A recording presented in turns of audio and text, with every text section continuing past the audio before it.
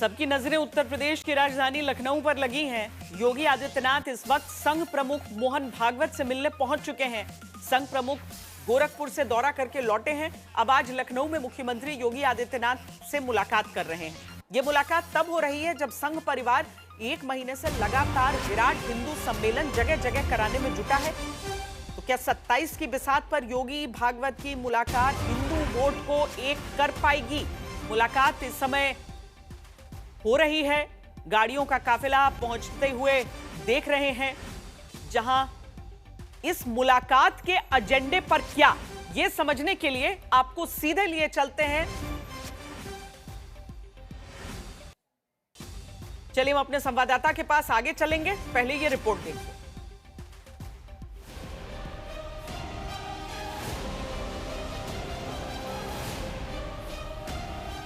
घर वापसी उसका उत्तर है, वो होना चाहिए। ये बंद होना चाहिए, घर वापसी चालू। जो भी डेमोग्राफी को बदलने का दुस्साहस करेगा उसको स्वयं पलायन करने के लिए मजबूर होना पड़ेगा। सारे पर्व त्योहार मिलके पूरा हिंदू समाज करे। समाज को एकजुट करिए, संगठित रहेंगे तो सुरक्षित भी रहेंगे।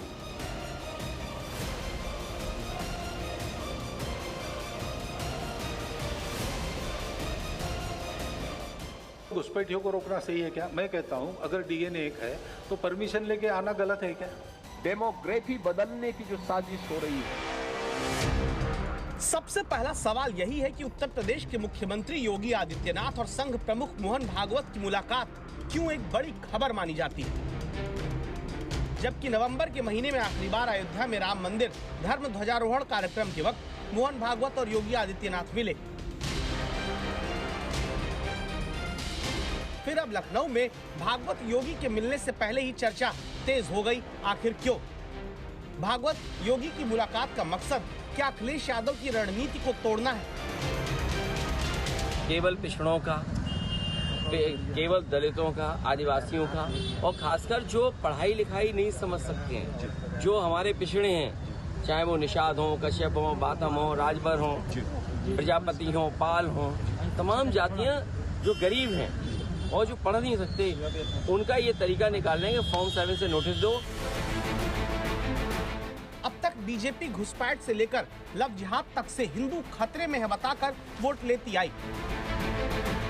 वहां अखिलेश यादव पिछड़े दलित खतरे में है बताते हुए बीजेपी की वोट गणित को एक बार काट चुके हैं। तब योगी भागवत मिलकर उत्तर प्रदेश के लिए चुनावी राजनीति में जाति में बंटते हिंदू वोट को एक करने में गुणा गणित करने लगे हैं।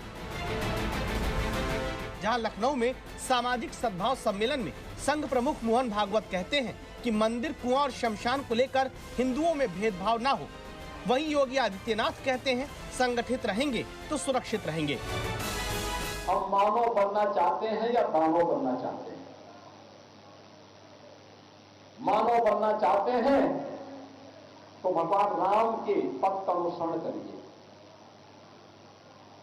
छुआछूत और अस्पृश्यता से दूरी बनाइए, समाज को एकजुट करिए, संगठित रहेंगे तो सुरक्षित भी रहेंगे। देश को भी सुरक्षा प्रदान कर पाएंगे, स्वयं को भी सुरक्षा प्रदान कर पाएंगे। हिंदू वोट के संगठित रहने पर ही सत्ता सुरक्षित रह सकती है, ये बात बीजेपी और संघ को भली भांति पता है, क्योंकि 2024 में उत्तर प्रदेश के भीतर बीजेपी के हिंदू वोट के हिस्से में 2019 के मुकाबले कोयरी कुर्मी वोट 19% तक घटा था, अन्य ओबीसी वोट 15% घटा, यादव वोट 9% कम हुआ, गैर जाटव दलित वोट 20% तक घट गया, यानी हिंदू वोट बढ़ गया तो बीजेपी के खाते से 2019 के मुकाबले 29 सीट कट गई। क्या यही वजह है 2027 के अब चुनाव से पहले संघ के साथ मिलकर पूरी तैयारी योगी मनाने में जुट गए? जहां घुसपैठ और घुसपैठियों के खिलाफ कार्रवाई पर भी संघ बीजेपी एक सुर एक ताल में रणनीति साधते हैं। याद करिए, लखनऊ से लेकर प्रदेश के अलग अलग हिस्सों में घुसपैठियों की खोज में चलते योगी के अभियान को, जहां ऑपरेशन टॉर्च से लेकर दिन के उजाले तक में बुलडोजर तक से हर उस बस्ती में कार्रवाई होती आई जहां घुसपैठियों के होने की आशंका रही। डेमोग्राफी बदलने की जो साजिश हो रही है, लव जिहाद के नाम पर हमारी बेटियों के साथ जो खिलवाड़ किया जा रहा है, इसको रोकेंगे, सख्ती से रोकेंगे। एक सशक्त राष्ट्र के निर्माण की दिशा में जो प्रवर्तमान अभियान है, इस अभियान में हम भी योगदान देंगे। जो भी डेमोग्राफी को बदलने का दुस्साहस करेगा, उसको स्वयं पलायन करने के लिए मजबूर होना पड़ेगा। तो सीधे लिए चलते हैं आपको हमारे UP bureau chief Kumar Abhishek के पास। अभिषेक, 27 का चुनाव तो है ही, लेकिन इसके साथ ही एक शंकराचार्य विवाद भी है जो लगातार खिंचता चला जा रहा है। क्या मुख्य तौर पर एजेंडे पर समझे इस मुलाकात में? श्वेता, देखिए मेरे पीछे ये निराला नगर का सरस्वती शिशु मंदिर है, जहां मुलाकात शुरू हो चुकी है। मुख्यमंत्री योगी आदित्यनाथ और मोहन भागवत पीछे इसी कैंपस में फिलहाल मुलाकात कर रहे हैं। लेकिन इस मुलाकात की सबसे जो अहम बात है वो 2027 चुनाव है। 1 साल का वक्त बचा है। जिस तरीके से 2024 में बीजेपी को नुकसान हुआ, मुझे लगता है कि सबसे बड़े एजेंडे पर इनके यही है। ये अलग बात है कि अभी बहुत कुछ बदलना है बीजेपी के भीतर, संगठन में, सरकार में, मंत्रिमंडल विस्तार, ऐसे तमाम मुद्दे हैं। लेकिन जिस तरीके से 2024 में बीजेपी को मुंह की खानी पड़ी पार्लियामेंट चुनाव में, कम से कम ये ना हो। और इसके संकेत मिलने लगे हैं मोहन भागवत के कल के बयान से। अगर आप देखें तो यूजीसी बिल पर उन्होंने पहली बार मुंह खोला और साफ साफ कह दिया कि कानून मानना पड़ेगा, लेकिन अगर कानून में खामी है तो उसे भी बदला जाएगा। यानी कि जो जातियों का मुद्दा है, मुझे लगता है सबसे प्रबल होगा। दूसरी बात, जो बीजेपी के का अपना एजेंडा है, मुख्यमंत्री योगी आदित्यनाथ जिस अग्रेसिव हिंदुत्व के एजेंडे पर चल रहे हैं, उसको भी आगे करेंगे। लेकिन ये 1 साल किस तरीके से पीडीए के काट के तौर पर आगे रणनीति बनाई जाए, मुझे लगता है ये अहम एजेंडे में शामिल होगा। और कुछ ऐसी बातें हैं जो निश्चित तौर पर मुख्यमंत्री योगी आदित्यनाथ, जिसे कहते हैं 1 to 1 में कहना, बिल्कुल उनको बताएंगे क्या उनकी उम्मीदें हैं। अगर मंत्रिमंडल विस्तार होता है तो वो क्या चाहेंगे। आखिरी बात आपने जो कही शंकराचार्य के मुद्दे से लेकर, निश्चित तौर पर शंकराचार्य का मुद्दा भी इस वक्त गरमाया हुआ है। संघ का एक बड़ा धड़ा नहीं चाहता है कि ये मुद्दा ज्यादा लंबा खींचे, लेकिन धीरे धीरे खींच रहा है। कहीं ना कहीं हो सकता है इस पर भी कोई बात हो जाए। श्वेता, बहुत शुक्रिया कुमार अभिषेक, ये जानकारी दे रहे हैं। जो मुलाकात कम से कम सियासी रूप में भी इसके मायने समझने होंगे योगी आदित्यनाथ और मोहन भागवत के बीच। एक बात यहां समझना जरूरी है कि आखिर क्यों उत्तर प्रदेश में अगर तीसरी बार मुख्यमंत्री योगी आदित्यनाथ बनना चाहते हैं तो संघ की जरूरत है।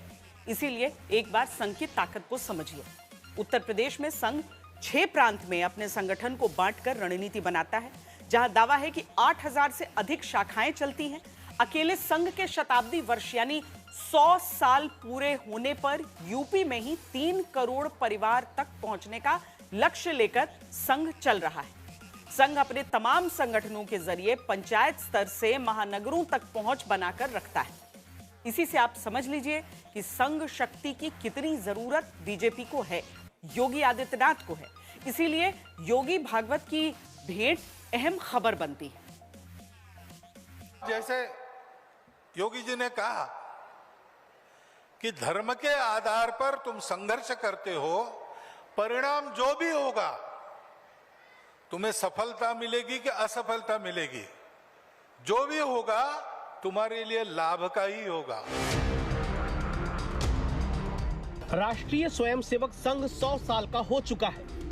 संघ जानता है कि उत्तर प्रदेश की ताकत सियासी रूप से कितनी बड़ी है।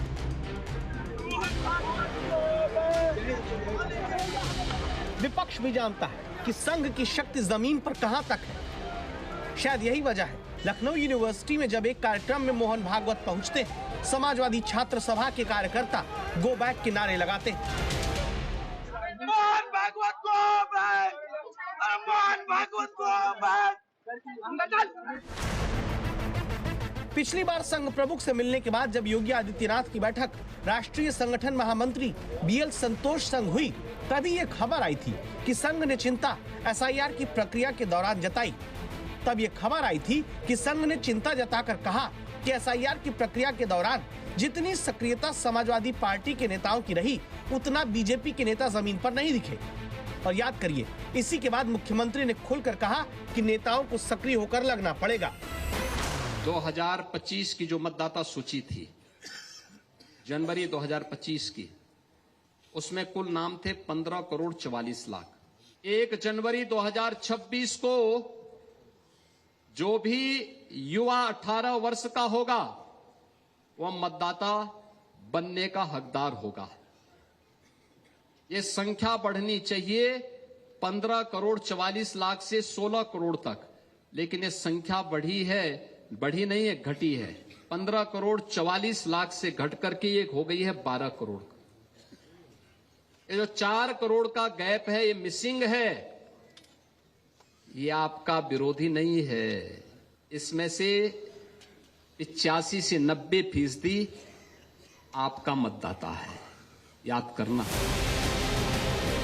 लखनऊ आकर भी मोहन भागवत यही कहते हैं कि बस्ती स्तर पर सामाजिक सद्भाव की बैठक की जाए। मकसद साफ है कि जो जातियों के नाम पर बंट रहे हैं उन्हें हिंदू के नाम पर जोड़ा जा सके। आप देख रहे होंगे दुनिया भर से प्रहार हो रहे हैं सनातन धर्म पर, भारत और भारतीयता पर। अंदर और बाहर से होने वाले इन प्रहारों से हमें सजग होना होगा, सचेत रहना होगा, क्योंकि जिन लोगों को भारत की प्रगति अच्छी नहीं लग रही है, जिनको भारत का विकास अच्छा नहीं लग रहा है, जिनको विकसित भारत की संकल्पना पसती नहीं है, वे लोग साजिश में लगे हुए हैं। कुछ लोग साजिश कर रहे हैं, कुछ लोग साजिश का शिकार हो रहे हैं।